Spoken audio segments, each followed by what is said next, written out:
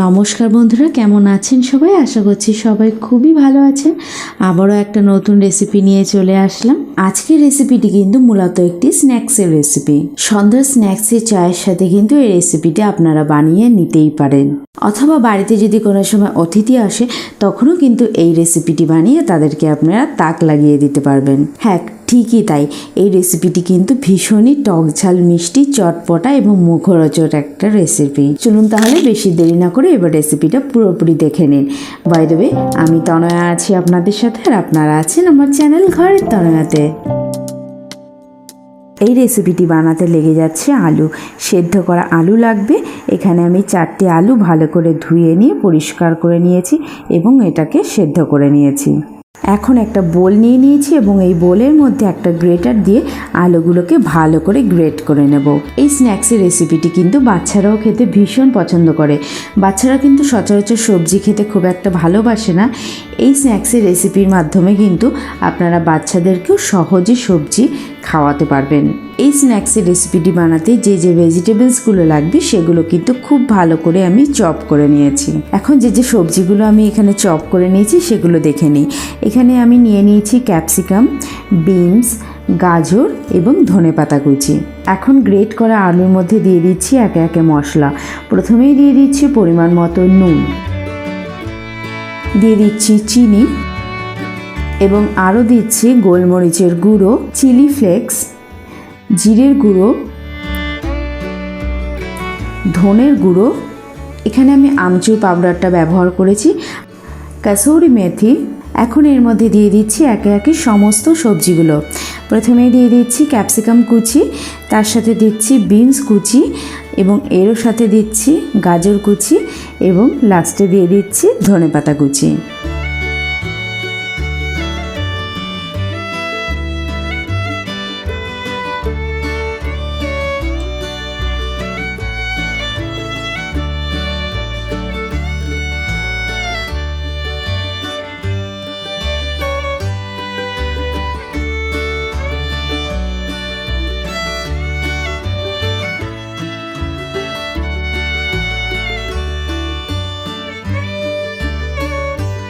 এখন এর মধ্যে দিয়ে দেবো কর্নফ্লাওয়ার।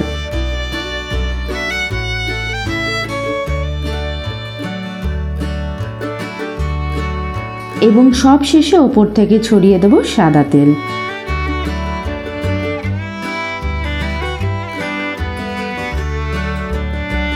এখন সমস্ত কিছুকে খুব ভালো করে হাত দিয়ে কিন্তু মাখিয়ে নেব। যেহেতু আলুতে পর্যাপ্ত পরিমাণে জল থাকে, তাই যতটা প্রয়োজন ততটা পরিমাণে কর্নফ্লাওয়ার দিয়ে এটাকে ভালো করে মাখিয়ে নিয়ে একটা ডো তৈরি করে নিতে হবে। খেয়াল রাখতে হবে যে ডোটা তৈরি করা হবে সেটা যেন খুব বেশি শক্ত না হয় অথবা খুব বেশি যেন নরমও না হয়। ঠিক দেখুন, ভিডিওতে যেরকম দেখানো হয়েছে ঠিক সেম ওই ঘনত্বেরই কিন্তু ডোটা তৈরি করতে হবে।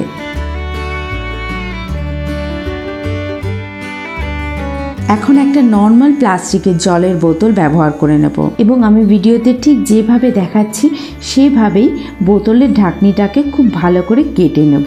খুব সাবধানে ধীরে ধীরে কিন্তু বোতলের ঢাকনিটাকে একটা কাটার দিয়ে ভালো করে কেটে নিতে হবে। যত সুন্দর করে কিন্তু এই কাটিংটা করে নিতে পারবেন, এই স্ন্যাক্সের শেপটা কিন্তু ততই সুন্দর হবে।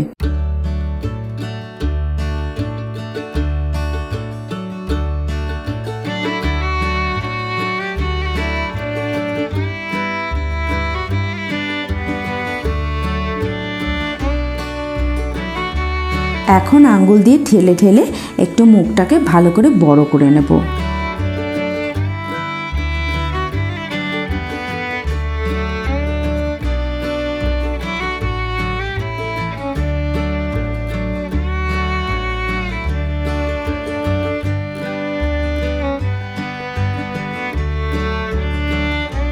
এখন সমস্ত মশলা, আলু এবং সবজি দিয়ে যে ডোটা তৈরি করেছি সেই ডোর থেকে একটু ছোট ছোট লম্বা লম্বা লেচি করে এই বোতলের মধ্যে ভরে নেব।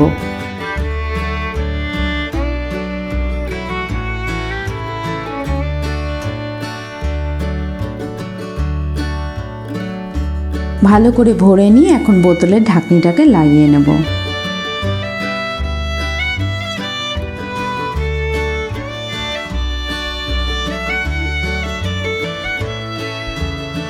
এখন এই বোতলটাকে একটু শক্ত করে প্রেস করলেই কিন্তু খুব সুন্দর শেপের একটা স্ন্যাক্স কিন্তু এখানে বেরিয়ে আসবে।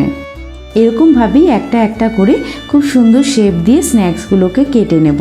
দেখুন ভিডিওতে আমি যেরকমভাবে দেখিয়েছি ঠিক এরকমভাবেই কিন্তু প্রত্যেকটা শেপ করে নেব। এটি করতে কিন্তু বেশিক্ষণ সময় লাগবে না, খুব চটজলদি কিন্তু এটা করে নেওয়া যায়। এটা কিন্তু একদম অন্য ধরনের একটা রেসিপি এবং এটা দেখতেও কিন্তু একদম ডিফারেন্ট ধরনের।